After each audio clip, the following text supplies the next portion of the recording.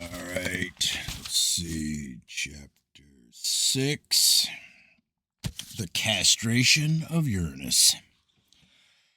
Uranus fathered the Titans upon Mother Earth. After he had thrown his rebellious sons, the Cyclops, into Tartarus, a gloomy place in the underworld which lies as far distant from the earth as the earth does from the sky, it would take a falling anvil 9 days to reach its bottom. In revenge, Mother Earth persuaded the Titans to attack their father, and they did so, led by Cronis, the youngest of the 7, whom she armed with a flint sickle.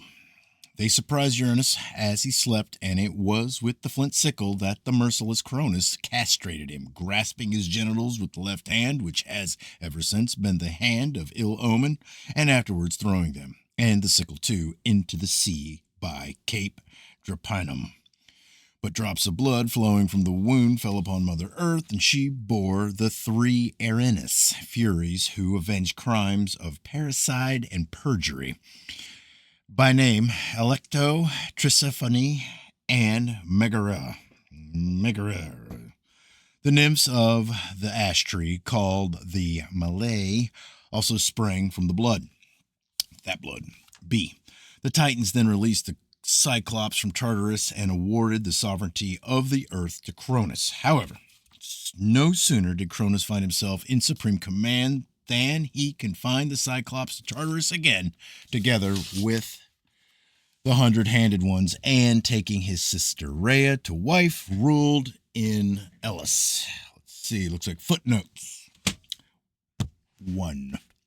Hesiod, who records this myth, was a Cadmean, and the Cadmeans came from Asia Minor, probably on the collapse of the Hittite Empire, bringing with them the story of Uranus' castration.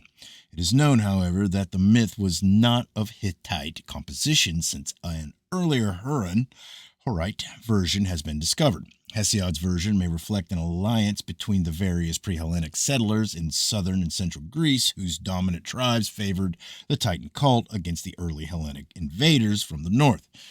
Their war was successful, but they thereupon claimed suzerainty over the northern natives, whom they had freed.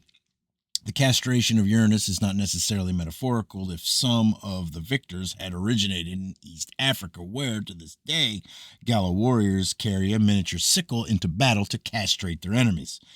There are close affinities between East African religious rites and those of early Greece. 2. The later Greeks read Cronis as Cronos, Father Time, with his relentless sickle. But he is pictured in the company of a crow, like Apollo, Asclepius, Saturn, and the early British god Bran.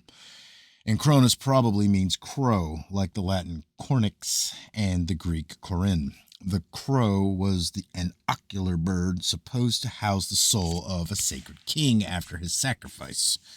3. Here, the 3 Uranus, or Furies, who sprang from the drops of Uranus's blood, are the triple goddess herself, that is to say, during the king's sacrifice, designed to fructify the cornfields and orchards, her priestesses will have worn menacing gorgon masks to frighten away profane visitors. His genitals seem to have been thrown into the sea to encourage fish to breed. The vengeful Uranus are understood by the mythographer as warning Zeus not to emasculate Cronis with the same sickle, but it was their original function to avenge injuries inflicted only on a mother or a suppliant who claimed the protection of the hearth goddess. 4. The ash nymphs are the 3 Furies in more gracious mood. The sacred king was dedicated to the ash tree, originally used in rain-making ceremonies. In Scandinavia, it became the tree of universal magic. The 3 Norns, or fates, dispensed justice under an ash, which Odin, on claiming the fatherhood of mankind, made his magical steed. Women must have been the first rainmakers in Greece, as in Libya. 5. Neolithic sickles of bone toothed with flint or obsidian seem to have continued in ritual use long after their supersession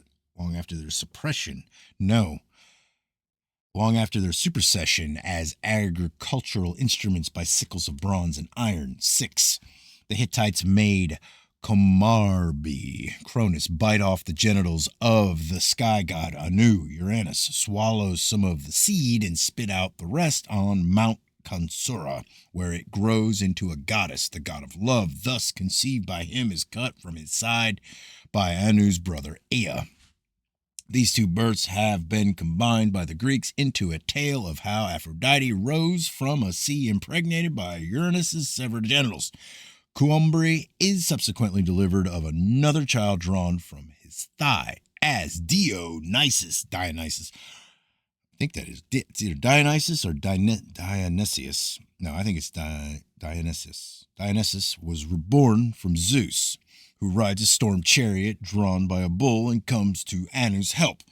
The knife that separated the earth from the sky occurs in the same story as the weapon with which Kumarbre's son, the earthborn giant Ulkamui, is destroyed.